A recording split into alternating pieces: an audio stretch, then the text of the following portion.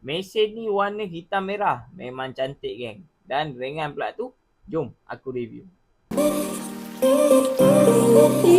Dia punya kotak macam ni geng. Dalam ada beg mesin, ada dokumen part. Dan inilah dia geng, mesin Black Warrior.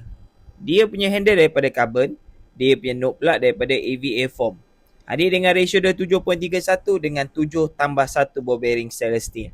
Untuk max drag pula adalah 8 kilo. Star drag ada clicker, tension dan knob pun ada clicker, dan kalau drag cair beginilah bunyi dia.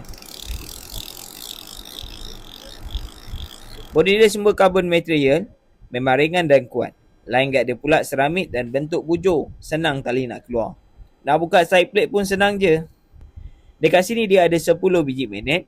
Dia punya spool pula aluminium dan tebal, jenis medium spool. Maksimum tali 120 meter boleh isi. Specialnya mesin ni dia ada double braking adjustment. Yang pertama yang warna merah tu ada 11 level dan yang hitam pula ada 12 level. Dari segi kayuhan dia memang lancar sangat sesuai untuk longkas. Dari segi berat cuma 150 gram sahaja. Mesin ni sesuai untuk air masin dan air tawar.